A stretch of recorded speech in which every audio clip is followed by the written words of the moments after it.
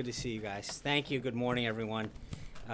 It's nice to thank you. Well, appreciate the John Roberts fact checking from the seats. Good morning. Good afternoon. It's not my fault. It's on the paper. After receiving his daily intelligence briefing this morning, the president led a National Economic Council listening session with CEOs of small and community banks. Since 2008, the number of small banks has declined 30%.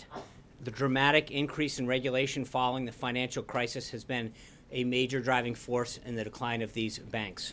Dodd-Frank alone has resulted in 22,000 pages of new regulations. While large banks can hire armies of compliance officers whose sole purpose it is to ensure they meet the ever-growing number of regulations, it increases the cost of doing business for community banks, leading some not to engage in some forms of lending or simply due to the time and costs involved. Our community banks are key funding sources for small business owners, entrepreneurs, farmers, and ranchers across the country, many of whom can't qualify for traditional loans. They provide approximately half of all loans to small businesses. By reforming the regulatory system so that it is efficient, effective, and appropriately tailored, we will stop treating these critical institutions in our communities the same as banks that have exponentially more in assets, enabling them to engage even more with small businesses and entrepreneurs that stimulate local economies. The banks participating in this listening sessions are members of the American Bankers Association and the Independent Community Bankers of America. A full participant list is available to those who are interested. Yesterday, I noted the continued signs of good news in our economy in terms of hiring, and their morning reports showed that consumer comfort has risen to the highest level in a decade. I'm sure last night you also saw the report that illegal southwest border crossings are down by an extraordinary 40%, a significant deviation even when you consider the seasonal trends. These measures reflect that both the economy and the border are already responding to the president's agenda, even while we're still in the beginning stages of putting his policies in place. The country and the world are clearly ready and waiting for the change that the president campaigned on and is already delivering. Right now, the president is holding a legislative affairs lunch with OMB Director Mulvaney and key members of Congress on his plans for the federal budget and repeal and replace that we've talked about. This is just the latest opportunity to continue the dialogue between the president and members on Capitol Hill on turning his ambitious agenda into action. The strong relationship between president and congressional leaders will be key as the budget process moves along. As Director Mulvaney has been saying, our budget blueprint will be released in mid-March, and the president is working collaboratively with both his cabinet and Congress to create a budget that keeps the president's promises to secure the country and make the most efficient use of taxpayer money. In attendance at the meeting from Capitol Hill are Senator Crapo, the chairman of the Senate Banking Committee, Chairman Cochran, the Senate chairman of the Senate Appropriations Committee, Senator Mike Enzi, the chairman of the Senate Budget Committee, Senator Bob Corker of the Senate, the member of the Senate Budget Committee, Congresswoman Black, the chairman of the House Budget Committee, Congressman Thornberry, the chairman of the House Armed Services Committee, Congressman Jim Jordan of Ohio, Congressman Meadows of North Carolina, the chairman of the House Freedom Caucus, and Congressman Rokita of Indiana. Later this afternoon, the president will meet with former Secretary of Commerce Pete Peterson. Then the president has a meeting with Secretary of Homeland Security Kelly and the director of the CIA, Mike Pompeo. And finally, the president will make remarks to the Senate Youth Program around 4 o'clock today, a tradition that began with President Kennedy and has continued through every administration. The president's honored to be speaking to this distinguished group of young men and women who are interested in pursuing careers in public service. I also want to mention that right about now, the Vice President is giving the keynote remarks at the Latino Coalition's Policy Summit. His remarks focus on the particularly negative impact of Obamacare on small businesses, many of who've been unable to hire more workers or were forced to scale down their operation due to high taxes and burdensome requirements that were imposed by the law. The President is dedicated to improving health care system for every American, including small business owners who've especially have had to suffer through complying with thousands of pages of regulations and rules. That's exactly why he's working with Congress to enact the American Health Care Act, which he was glad to wake up this morning and see approved by the House Ways and Means Committee. Also today, the president was pleased to see his ambassador to Israel, David Freeman, voted out of committee. We had hoped to see Seema Verma, who would be confirmed as the administrator this week as the administrator of Health Centers for Medicare and Medicaid Services at the Department of Health and Human Services. Unfortunately, Senate Democrats continue to unnecessarily delay her confirmation. At this critical time, while we're talking about health care, it's ironic that they refuse to consider someone with such amazing expertise in this area. Seema Verma has worked for over 20 years in healthcare policy. She has redesigned Medicaid programs in several states, including Indiana, Iowa, Ohio, and Kentucky. She's worked with governor's offices, state Medicaid agencies, state health departments, state departments of insurance, as well as private companies and foundations. She's unquestionably and uniquely qualified for her position, and especially now that health reform is at the top of the president's agenda, it's time to get her in place. This delay by Senate Democrats at this critical time is unacceptable. On a scheduling note for the weekend, the Vice President announced yesterday that he'll be in Louisville, Kentucky on Saturday with Governor Bevin. The Vice President's office will have further details for you on that trip as we get closer. Finally, I want to take a moment to acknowledge that today is the 10-year anniversary of the disappearance of former FBI agent Robert Levinson from Kish Island, Iran. The Trump administration remains unwavering in our commitment to locate Mr. Levinson and bring him home. The Levinson family has suffered far too long, and we will not rest until his case is resolved. And with that, I'll take your questions. Hallie Jackson. I got a couple of topics for you, if you don't mind. Of course. Julian Assange says the CIA has lost control of its entire cyber weapons arsenal. Does the president agree? I think, as we've commented before, there's grave concern that the president has about the release of national security and classified information that threatens and undermines our nation's security. Obviously, he believes that the systems at the CIA are outdated and need to be updated.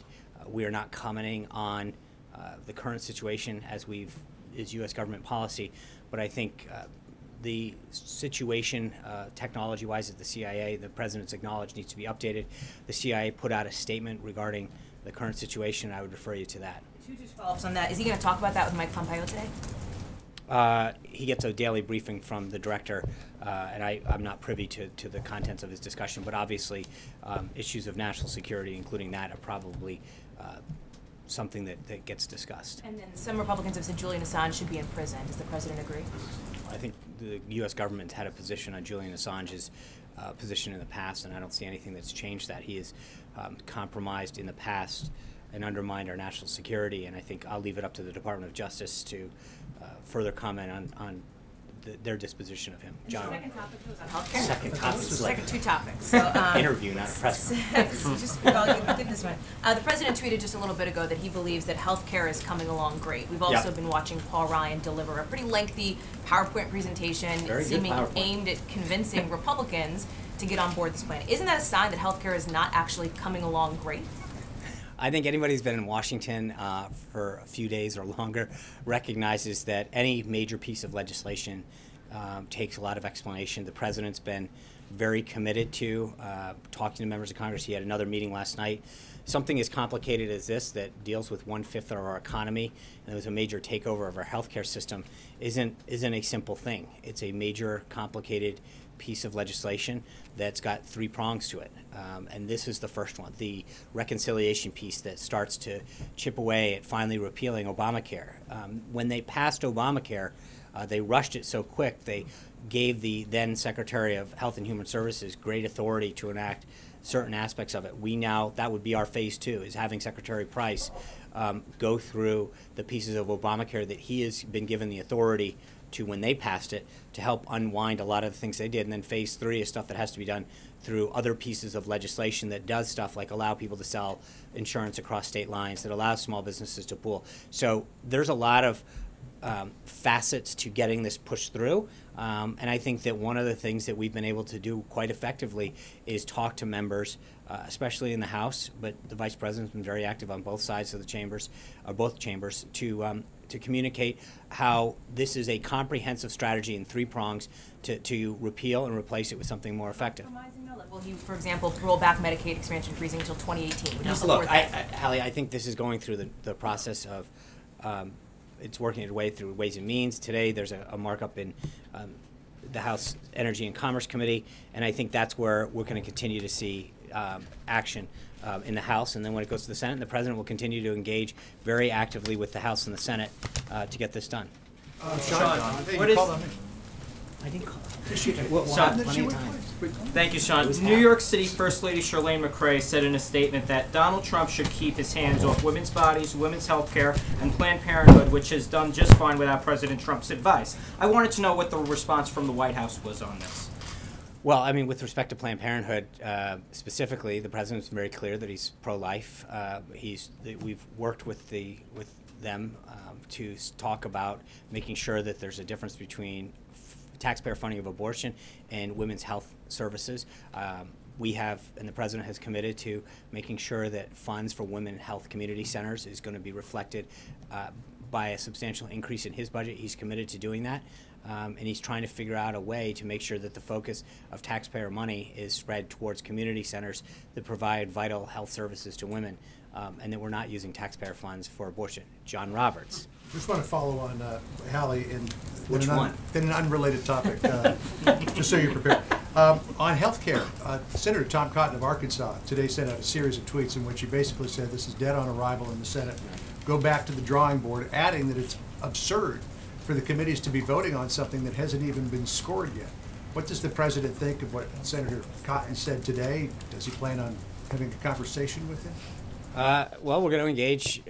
He has talked to Senator Cotton. We'll continue to talk to any senator that has questions or concerns or ideas. It went through the Ways and Means Committee last night. I think they started at something like 10:15 yesterday morning. It is an 18-hour. I don't believe he's talked to Senator Cotton. He's meeting with members right now.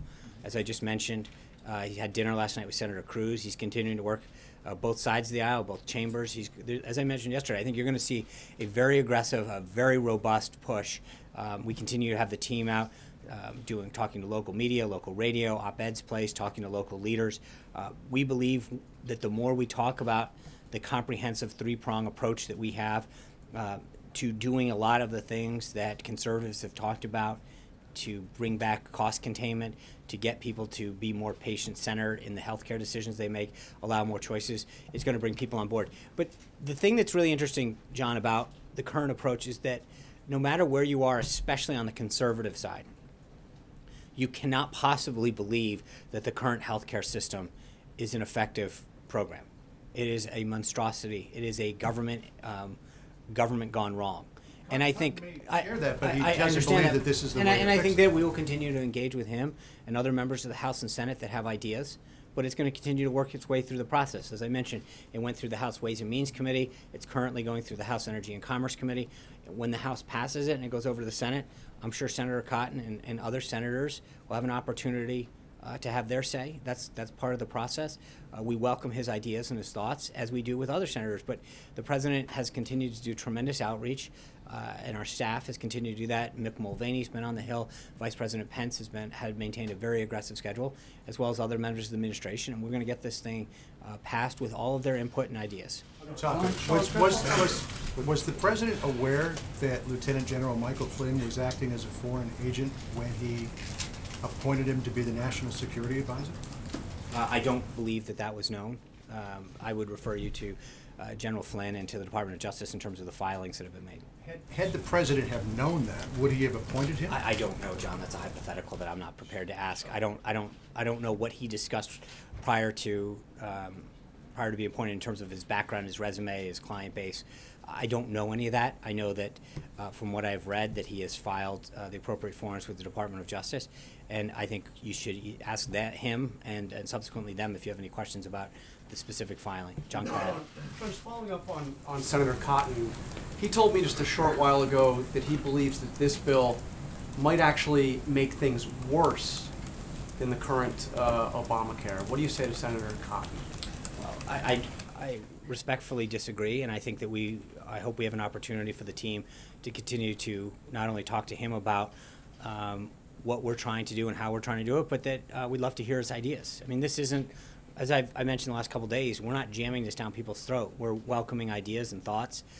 We think this is the vehicle to restore a patient-centered healthcare bill to drive down costs. And I think Senator Cotton clearly recognizes that the current version of healthcare that's out there right now is not sustainable. And so we welcome his input into this process. We think that the work that we've done prior to putting this together with the House is something that reflects a lot of the best ideas, and we would continue to welcome his input on this. Are you open to major changes? Hold on, Charlie. I'm not. It's not. I'm not open to. Well, I think the the White House president. open to major changes, or is it? I think the president has said before he wants to hear members' ideas. He believes that this bill encompasses the best of ideas and the best way forward. But again, we're going to let the process work its will through the House and then subsequently through the Senate. And if members have ideas, we want to hear them and want them to be part of it. It's not. This isn't getting jammed through, and we welcome that. And that's why the president continues to meet with folks. You know, he met with individuals yesterday. He's continuing to meet with them today. He's going to be hitting the road. He wants to hear members of Congress, outside groups, physicians, healthcare providers, patients. But he wants people to have an input in this to make sure that we have the best possible bill that serves their needs, and that we don't look back like we do now with Obamacare and say, I wish we had done this right. We've got a system that frankly isn't working. And I think that no matter where you are on the political spectrum, you've got to admit that either you or a loved one or a friend or a colleague isn't getting the care they deserve or isn't paying what they thought they'd be paying. And I think we have to do this right so that we don't look back the way we do now and regret the way that it was done. Charlie. Senate and House conservatives have said that they want a sort of a return to the 2015 Obamacare repeal effort. If that effort landed on the president's desk, would he sign it? I think the effort that's going through right now is the vehicle that's is what people are on board with. I think one of the things that we have to remember is that the process, this three-pronged progress, is done for a particular reason. The reconciliation process, which I know for most people it sounds like a very arcane inside baseball congressional term, but it only allows for certain things to happen in that repeal process. And that's why we've been very clear, and I think Paul Ryan laid out, Dr. Price has laid it out, and Mick Mulvaney is laying it out when he goes up to the Hill, that there's a reason that we keep talking about it in three prongs. Because there's only so many things that you are legally allowed to do through the reconciliation process.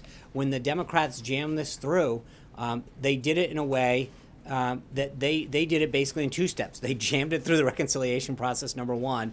And number two, they gave broad authority to the Secretary of Health and Human Services so at the time that she could unilaterally do certain things with health care and implement certain things that we now have to undo in the same way. What we've done that's different, though, is frankly at a third prong, which allows for additional legislative vehicles that will go through the House and then in the Senate that will allow some of the core conservative principles that we've talked about for, frankly, decades, about allowing more competition, allowing people to pool, allowing people to do things that we think will allow lower prices to come out of the process. And I think that's a big difference in how... So if a repeal lands on the president's desk, he would not sign it? He is going to land on his desk because we're going to go through this process. Repeal without replace.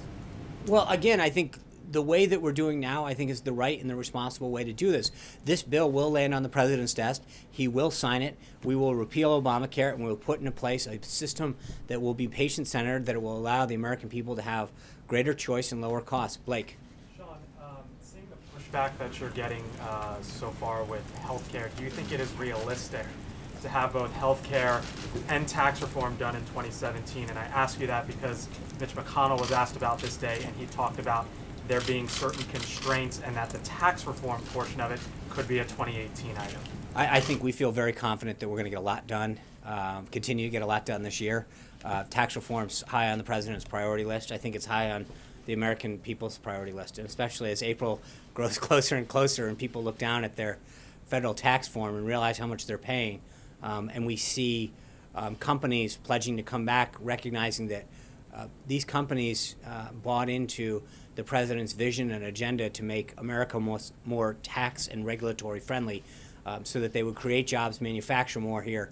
That's something that he's committed to. He understands how important it is. Look, the president's uniquely qualified as a businessman, a successful businessman, to understand what a good business climate does to job creation and to manufacturing. And I think his commitment isn't just a campaign promise, it's something that he has lived by for decades now, understanding that that's what spurs economic growth. That makes one place more attractive to invest in or to hire more people or to grow jobs. And so for him, this is deeply personal.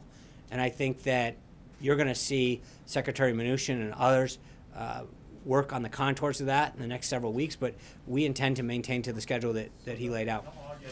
The August Yes. portion is still the timeline. That's right. Eamon? Thanks, John. On drug prices, Congressman Elijah Cummings was here yesterday. Yeah. He said that the president was enthusiastic about his bill to cut drug prices. Is the president enthusiastic about that? And if he is, how much pain should drug companies be prepared to take here in this effort? Ironic that you're talking about drug companies and pain. But maybe there's a pill for that. But yeah, I think the president, as you know, one of the reasons that he reached out to Elijah Cummings initially is because they share that, and I think, frankly, yesterday came to a lot of other areas where I think that they can find common ground and work on issues. And I know that drug prices is something that he understands near and dear, is helping many people get the care that they need, but the rising cost is something that is, so I think as we look at the vehicle in terms of the specific legislation, they share a commitment to it, and I think that there will be continued follow-ups, not just between Congressman Cummings but others, as to what the best piece of legislation is and how we get that home. The Democrats said that they're going to drop this bill in 2 weeks. Okay. Is the president prepared to push a Well, Democrat I bill on think, Capitol yeah, Hill? I think that's a bigger conversation that we have to have, Eamon, with House leadership in terms of maybe it is that right vehicle. Maybe Speaker Ryan and Leader McCarthy and Chairman Brady have other ways to achieve the same goal or work with Congressman Cummings. I don't want to be prescriptive to the House as to how they work their will, but I know that the president has a commitment to that topic, and then he wants to work with Congressman Cummings and others who share that same commitment. John Gizzi. Thanks a lot, Sean. John Gizzi. Gizzi. Okay. You're both good-looking, Johns, but I'll come back. Thank you, Sean.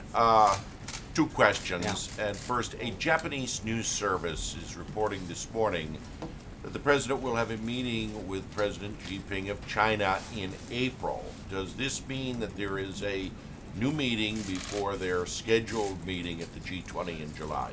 I'm not going to comment on the president's schedule or foreign leader visits at this time, John. I think I've pretty much gotten that one down. Until I have something further for you, I'm just going to let you get on to your next question. All right, thank you. Going back to the meeting and to your opening statement about the banks, in the last campaign, candidate Trump campaigned hard on restoring the Glass-Steagall Act, which would put a barrier between commercial and major investment banks. It, of course, was repealed in 1999, and the repeal signed by President Clinton.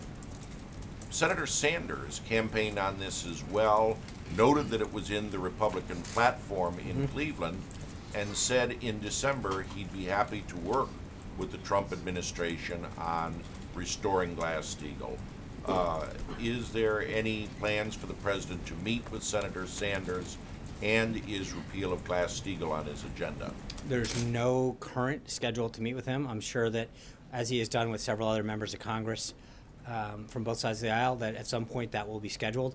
We don't have anything on the books for now, but look, he's shown, and I think yesterday was another example, today another example of his willingness to reach across the aisle, his willingness to look into both chambers and and not just business, but labor unions and other industries where we can find common ground. And I think if Senator Sanders and others want to work with the White House on areas of ways that we can improve the financial industry, we're going to do that. And so, still committed to restoring Glass-Steagall?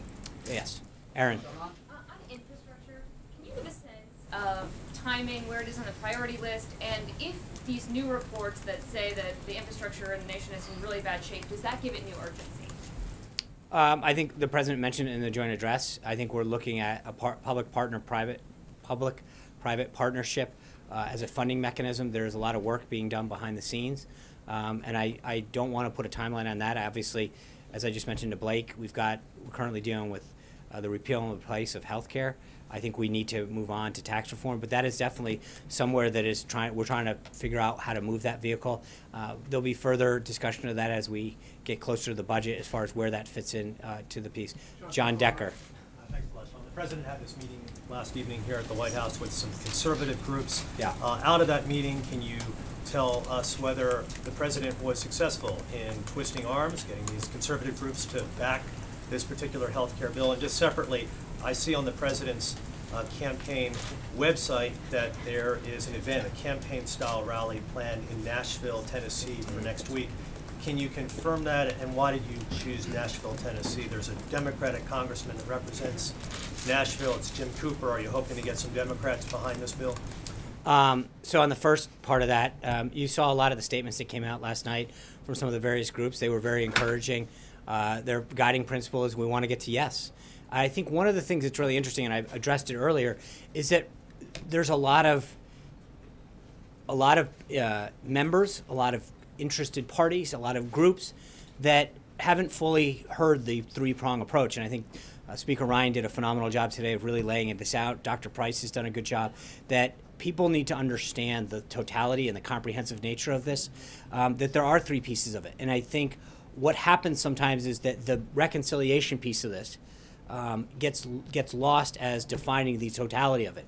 And people need to understand the two other pieces that achieve many goals that healthcare advocates and conservatives have fought for a long time, that allow greater competition, that allow small businesses to pool those resources together. But there's a lot of things that occur in phase 2 and phase 3 that help bring down cost and create greater choice. It's amazing when you listen to some of these meetings how often people say, I didn't realize that, and I didn't understand the full scope and totality of what the plan was. It's very encouraging, and then I think they, without getting into details, I think in a lot of cases they've shared some ideas with the president that we might be able to find some common ground on. So we'll take it one step at a time. Go ahead. And then on the campaign-style rally, I would refer that question to the campaign. I think the president's going to be traveling next week, and then but there will be the details of that are listed on the campaign site. There is going to be, I think, additional travel announced for next week on the official side. And as we get closer to either the end of this week or the beginning of next week, I'll try to have more for you. Katie. The president promised to immediately terminate DACA when he got in office. Right. It's been nearly 7 weeks tomorrow, and he still hasn't done it. Can you definitively say if he's going to get rid of DACA?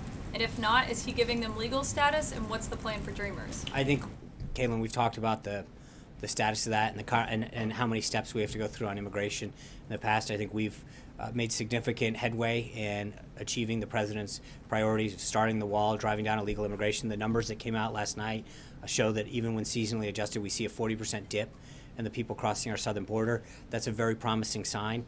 That being said, the executive order, the second one, there was a lot of effort put into making sure that was rolled out effectively and achieved the goal of protecting the country that the president sought out to do initially. So we're continuing to take steps on immigration, both legal and illegal immigration, and as I've mentioned in the past, we'll have more as we go forward. So he does still plan to get rid of DACA? I think the president's been very clear about how he plans to address immigration as a whole, both legal and illegal. Katie. Sean, the president's been meeting with conservative groups, but there's also opposition on the left. Does he plan to? He brought bipartisanship to Washington finally. Does the president plan to meet with groups like the AMA and AARP, which supported Obamacare but are not supporting this bill? I don't. It'd be ill-advised for me to start saying who he's going to, but I think that what we've shown over the last couple of weeks is the president's willingness to meet with individuals, senators, groups. So I don't want to rule in who's going to meet or out, but I think that I've said before with respect to members, and I'd say it again with respect to groups, that I think if people have ideas that will help provide a more patient-centric healthcare system that drives down costs, the president and the team here will be willing to meet with them. So I don't want to be prescriptive in terms of telling them who they have to meet with. Their day is pretty busy right now with the Hill, but I will get back to you on some of the other groups that they're going to meet with, and we'll go from there. Brian. Two quick questions. One, this morning at the National Press Club, a local business in D.C. filed a Superior Court of suit against the president and regarding Trump Hotel. And I don't expect you to speak to that issue specifically, but their feeling was that as much as this administration has supported small business, couldn't he divest himself from this and support small business in the district? First question. I'm really not sure how would he, in terms of what? Well, there's 25 small businesses, restaurants in the area, and they're saying that the Trump Hotel is taking all that business away from them and couldn't he walk away from it and help out the small business? Well, as far as the president's, obviously the president has made very clear in that December press conference at Trump Tower, he doesn't have conflicts, and he's done everything in accordance with the guidance that he was given and gone well beyond what he ever needed to do. But obviously, you can't. Your name's on certain things, and that's a very big difference in terms of some of the properties that he owns. But he understands the importance of small business. That's why we were meeting with community banks this morning to talk about the lending that they need, whether it's small business, entrepreneurs, farmers, ranchers throughout the country. He understands the role of small business in our economy, and how many jobs they provide, and I think he's been a champion of it. April. Second question was, in his speech before Congress last week, he said it's not too much to dream that at some point in time, and I'm paraphrasing, RFP could be on foreign soil, I'm guessing other planets. With the NASA budget being released yesterday, I believe, is there a major initiative by this administration for space exploration, or is that we're just talking dreams? Yeah, I'm going to let Director Mulvaney get into the details of the budget next week, or whenever that. I'm trying to remember the calendar here. But when the director comes out, he'll talk about the specific funding levels. As you know, we're in the middle of this we call pass-back provision, where we've sent them some top-line numbers. They're sending us back their recommendations and their observations and edits and questions with respect to their budget. So we're going to take this one step at a time. I mean, when he said... No, he's obviously, he's very keen on America's role in space, and I don't want to get into specific budget priorities or numbers until we're ready to release them. So, John, I'm sorry, April. Remember that. It's very important. I know, I saw the hands right away. So, Sean, just really fast, following up on John, we're seeing the campaign information for next week in Nashville. You said something about talking to the campaign. Who's the campaign? I'll try to help get you a name. But there is a campaign infrastructure still in place. It would be inappropriate for me to be commenting on campaign activities from the podium. So there's a website up, the same one that was during the campaign, and I would suggest that you utilize that. But I'm not here I'm only here as an official in the government, so I don't want to get into that. Now, yesterday, going back to Congressman Cummings, you talked about some other issues that they talked about in that meeting, where they found common ground. They talked about, and I want to hit two issues, the voter irregularities, voter fraud, and voter suppression. Where does the president see this coming together? We heard from Congressman Cummings, but where does he see? We understand he's saying that voter fraud is real when there are other people saying it's not, but then there are factual, documented cases of voter suppression. So how is there a marrying of that in this president's eyes? Well, I think that's why he's asked Vice President Pence to look into it. I would disagree with the assertion, though. I think there's also factual, evidence of people voting illegally. We saw that in Texas a couple weeks ago, and in other places. So part of the reason that he's asking Vice President Pence to chair this task force is to look into the issue. But we welcome input in other areas, and it's an area that they'll continue to discuss. Sarah? HBCUs. Now, also, Congressman Cummings said that when he talked to the president, and he brought up the issue of funding for HBCUs, President Trump said to Congressman Cummings that the presidents did not ask for money. Now, they came here, according to many of the presidents that I've canvassed, they came here with the intent of the fact that they were going to get some money from this executive order. And I don't think the executive order is the... That's what their belief was. But then when I understand that there was talk about investment in these colleges from Steve Bannon, one president wrote this down saying that we are looking for a plan from you to invest in HBCUs, and we will execute it when we get it. So, and they're looking for full funding for Title III, Pell Grant full funding, fall, spring, and summer, as well as a one-time $25 billion investment.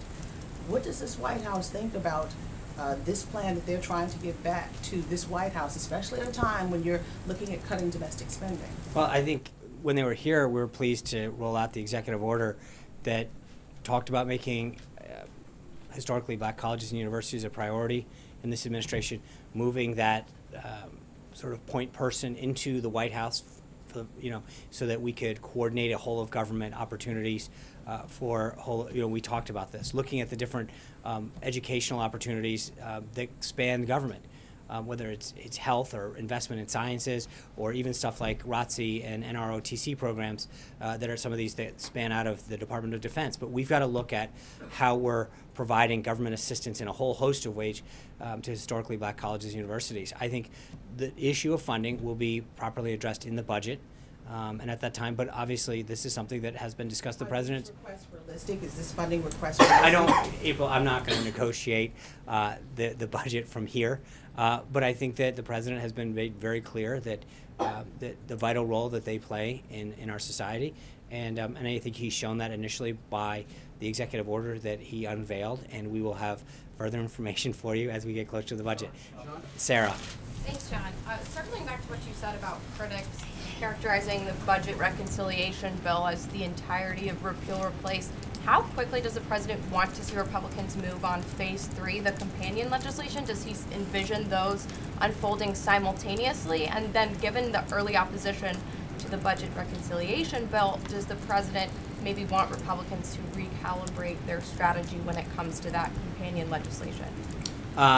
I am not going to start to tell Speaker Ryan or Leader McCarthy or the whip, Mr. Scalise, how to release and when to release legislation. But I think obviously we need to make sure that members and all Americans understand the totality of this. So at a schedule that they see fit, and I'll let them unveil that schedule, that they talk about the totality of this plan and the comprehensive nature and all three prongs that make up the repeal and replace part of this. It's important, I think, though, for people to do understand that there's a commitment to do all those things that we've talked about, whether it's pooling or across state lines. There's a lot of principles and things that we've discussed that I think are important to let people to know about. I'm going to go to Lahit Jha. Thanks. What is President's assessment of the situation in Afghanistan? What is the assessment of the situation in Afghanistan, because there has been series of terrorist attacks there, and does the President plans to send additional troops to Afghanistan?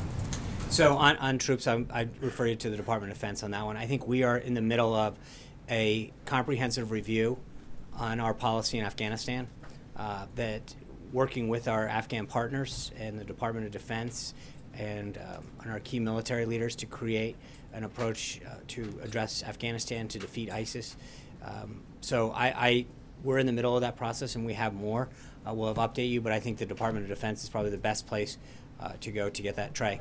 Thanks, Sean. Today, hundreds of U.S. Marines were deployed to Syria.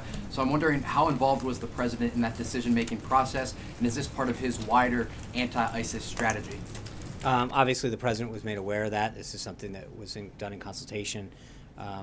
He understands the regional issues that need to be addressed there. And again, I'd refer you back to the Department of Defense on that. Vivian, yeah. Sean, thank you. I have a follow-up question to Haley's first set of questions on WikiLeaks. My question is, Haley gets like 8 questions in the Republicans are calling for Julian Assange to, be in jail or be arrested. Mm-hmm. What about the tech companies that he says that he will work with to give them these CIA hacking techniques? Should there be any legal repercussions for tech companies willing to sort of embrace and use this technology that you're taking a stance against, if you will? So, number one, I'll go back to the statement that we don't comment on validating or authenticating allegations of this sort as a U.S. government in terms of U.S. government policy. I will say that, the president obviously feels deeply concerned about anybody, an individual, anybody that seeks to undermine the national security of our country. I don't want to, stay within my purview here, but I do think that I would check with the Department of Justice in particular about if a program or a piece of information is classified, it remains classified regardless of whether or not it is released into the public venue or not. And so I would just suggest that someone consult with them regarding the legal repercussions of any individual or entity using any piece of still classified information or technique or product that hasn't been declassified. There's a reason that we have classification levels, and that's to protect our country and our people, and that's that's something that we have to maintain regardless of how it's let out. Zeke. John, two questions for you. One, back to General Flynn. How concerning is it to the president and to the White House that a registered foreign agent was selected to become the national security advisor for a brief period of time? Look, I think this is what he did for a living. I mean, he talked to, and as the president said in the press conference, talking to individuals that are within the realm of the duties you're going to perform is part of your job. I understand that, but he was being compensated. He wasn't being compensated as part of the transition, as far as I'm aware. And so he was a private citizen at the time. And when you're a private citizen, you're allowed to engage in legal activities. I don't have anything further on that, but I think there's nothing nefarious about doing anything that's legal as long as the proper paperwork and is filed. Sean, just real quick, it was just several reports out of the State Department from our colleagues there that on Secretary Tillerson's upcoming trip to Asia, he will not be taking any press with him on that trip. That's a breach of precedent, certainly, of the last several bipartisan administrations. Is it concerning to the White House that the administration's foreign policy might not be effectively communicated to the American public and around the world because there isn't a press corps with the Secretary of State? Yeah, this is the first I'm learning of it. I'd be glad to follow up with you, Zeke. I don't know that. I think you all know that we have been a very transparent administration in terms of access to the president and his activities here. I'd be glad to follow up with the Department of State and follow up that you can share that with your colleagues. Margaret? Sean, yesterday you said no reason to believe there's any type of investigation with respect to the Department of Justice. Did the Justice Department give you that assurance? Because they're telling the New York Times they did not. I'm not aware of it, but that's my point, is that we're not aware of anything, and that's why... You've never been told by the Justice Department that there is no investigation? No. So there might be one. You just don't know. No, I said I'm not aware, and we're not aware, and that's why we want the House and the Senate to do what the President has asked of them, to look into this, but no, we're not aware. To discover if there is an investigation. To look into the situation. The Justice Department is saying, though, that they never gave you the assurances that you gave us. Okay. No. What the assurance I gave you, Margaret, was that I'm not aware, and that is 100% accurate. So when you said no reason to believe, it was I'm not aware if there's an investigation. Right. I mean, I don't know that they're not interchangeable. I'm not aware. I don't believe. Look up in a thesaurus and find some other ways, but I don't know that there's a distinction there that's noteworthy. But we're not aware. I don't believe that exists, and that's based on that I've not been aware of. I mean, but that's the answer to that. I mean, someone's asking me if I'm made aware of something, and the answer is no. Then the answer is no. But the question was whether he was the target of a counterintelligence. Right, and the answer is we're not aware. I don't know how much clearer we can be on this. So it's just that the White House is not aware if the president is the target of a counterintelligence probe. Correct.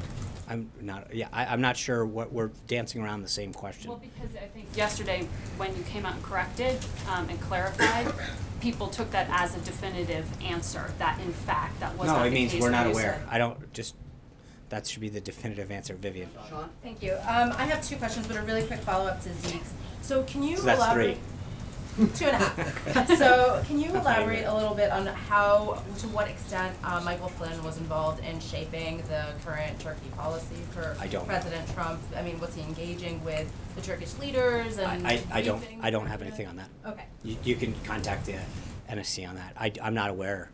Okay. So for my two real questions, first, is there any official response to the lawsuit in Hawaii over the revised travel ban?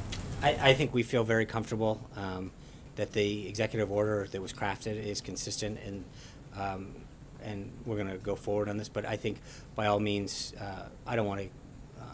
We feel very confident with how that was crafted and the input that was given. Okay, thank you. And the second thing is Nigel Farage was at the Ecuadorian embassy in London today, where Julian Assange happens to be staying. We don't know if they met or not, but. Was he there? I mean, he's a close ally of President Trump. Was he there in any official capacity? I don't keep his schedule. Was he delivering a message? Do you know if there was contact on that? No, I have my own concerns here, keeping track of what everyone's doing. I generally don't worry about what's going on across the pond. Jonathan. Thank you. You already gave me one, but just to follow. So, but do you? I'll take his. Wow. All right. I'm sorry. Hey. But on front, the question is not what Farage was in there, but can you tell us he just wasn't there on behalf of the White House?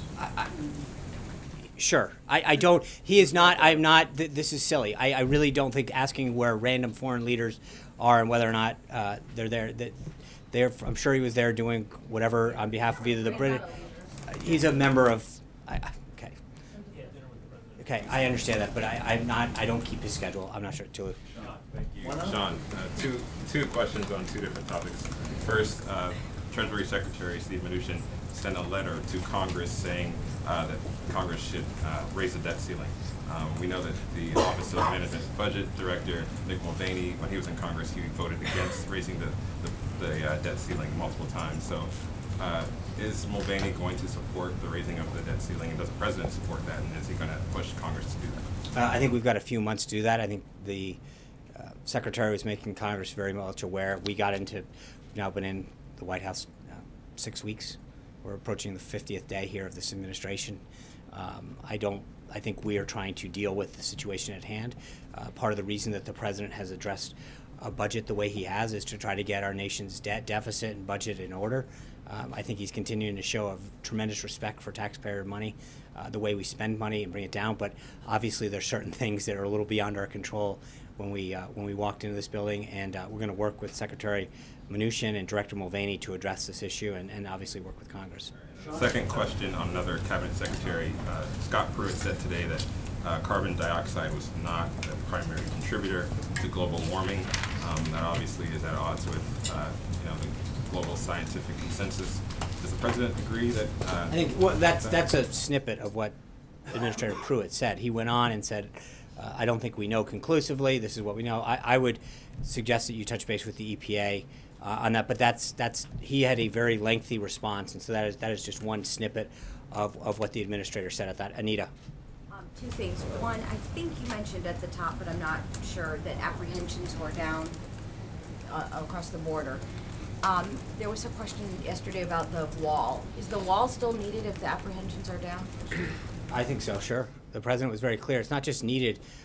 The President committed to doing it to the American people. And I think while we can have a good month, and I think we'll see if that continues, that the President made a commitment to the American people to make sure that that this isn't just an anomaly, and that while they may be down, I think we have to do what we can to protect our country, both in terms of national security and economic security. So it's, of course, still needed, and it's a commitment that the President made, and I think one of the things that the American people, regardless of where they stand across the aisle, appreciate about this President is he's a man that has kept his word. He made commitments to them, and he's fulfilling them to make the country better. Goyle. Sean, I said there was a second. I'm sorry, you did. You have not, I think you've been asked this before, but have been reluctant to say whether President Obama and President Trump have spoken since the inauguration, although President Trump was very forthcoming about that during the transition, so I'm not sure why you wouldn't mention it. But I'm just asking that again, and there was a report yesterday that said their aides for both presidents have spoken. Can you talk to us about either of those things? I'd be glad to follow up. Unfortunately, I did not ask the President whether or not he's spoken.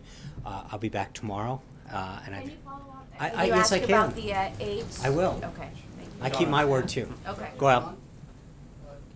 Okay, well, Stealing one all the way to the back. Actually, it was me.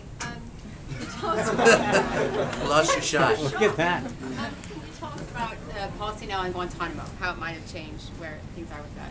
Where what, please? On Guantanamo. Yeah. On whether the Guantanamo will be expanded, whether detainees will be brought to Guantanamo, whether they'll be transferred out, just where things are. I don't have anything to announce with respect to its expansion or its use, expansion use, but I think the President has commented on the importance of Guantanamo in the past, and the need to maintain that the people who are there are not people who seek to do anyone good. They're there for a reason, and he has no plans to close it, if that's what you're asking.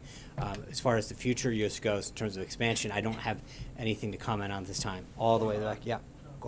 You got it, Goyle. All right. No, Goyle. You keep trying to steal his question. Thank you, Sean. Two questions, please. One is that as far as the attacks on the Indian American communities across the nation, they are not new. It happened in the past also, but Indian American community recently have been having candle visions and prayers and all kind of those things, and also Indian ambassador met with the State Department officials and also with President Trump recently. So any presidential message for the Indian American community, how to stop these attacks against them? I think with respect to, are you talking about the event in Kansas City specifically? Another one also. Yeah, I think the president, whether it's the event that happened in Kansas City, other events, the attacks on Jewish community centers that continue to plague us. We saw another report this morning of some unfortunate activity. I think we've got to continue to call it out. We've got to continue to root it out. We've got to continue to engage law enforcement, whatever is the applicable level of law enforcement, depending on the event. But it's something that I think all Americans should be outraged and disgusted by and stand up for the principles that unite us. And that's what the president spoke so eloquently about during his joint address, and made it very clear that while certain policies may divide us as individuals, there are certain principles that can unite us. John Frederick. Please, I'm sorry. As far as the U.S.-India relations are concerned, they have been great in the past, and now we have two businessmen in India. Prime Minister Modi is also a businessman. Here we have President Trump, of course, a great, successful businessman.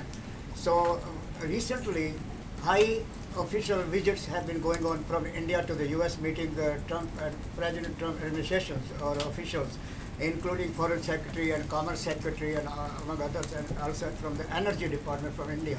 So where do we go? What is the future of under President Trump administration, U.S.-India relations, economically, trade, and bilateral, among others? Thank you. I think we, has talked about during the campaign and the transition, establishing a deeper relationship with Prime Minister Modi and U.S.-India businesses. And I think as we move forward in terms of our foreign policy, we'll have further updates on that. But he, as you know very well, he spoke very clearly and frequently about the relationship that we have and hope to continue to grow with India. John Frederick. Sean, thank you. During the campaign, President Trump was not shy about his desire to get the United States out of these Middle Eastern wars. Yet, as a question earlier, we just sent 250 Marines into Syria. Is President Trump committed to going to Congress to receiving authorization for an AUMF or a declaration of war if we continue to deploy United States troops overseas? Well, John, I think there's a big difference between an authorization of war than sending a few hundred advisors, and I think most in Congress would probably agree with that as well. I think that's a big difference between a hostile action and going in to address some certain concerns, whether it's certain countries in the Middle East or elsewhere. I would refer you to the Department of Defense on that one. I think the actions that he has done and taken with the advice that his generals have given him as admirals as well, is something that we will continue to work on. Yeah. Two questions. One, first off, kind of clarifying the difference between the campaign stop and also the healthcare rollout. So Nashville will be kind of the campaign stop. How will the White House kind of pick and choose how that goes, whether it's going to be a presidential visit trying to sell the healthcare rollout or one for the campaign? And then a second question, sir. Well, I mean, I think the campaign will make decisions with respect to how they want to spend their money and where they want to go. And the official part, the White House, will do the same. But I think that's something that every president back as far as modern history has done as well. The president will be visiting several cities over the next coming weeks to engage the American people on the need to repeal and replace and other steps that he's taking to deliver on the promises that he's made as Commander-in-Chief. Second question, I know Senator Cruz was here for dinner last night. Can you characterize the relationship between the two men? 2018 will be here before you know it. Do you anticipate the president will be there to support him in that effort? I think we got a few battles to get through legislatively, but I know that he enjoyed welcoming Senator and Mrs. Cruz and their two daughters last night to the White House. They had a very enjoyable time and a very fruitful discussion. But it's something that he is going to continue to do with members of both parties in both chambers, and not just here in Washington. I think you're going to see him continue to engage with governors and attorneys general and lieutenant governors. The president truly enjoys this level of engagement. He likes to sit down and talk about ideas, talk about the future of this country and get their input and ideas, and I think they talked a little business and a lot of personal last night, and it was a very enjoyable thing. With that, thank you guys. Have a great day. I look forward to seeing you tomorrow. I think tomorrow's going to be One Question Friday. Thank you all.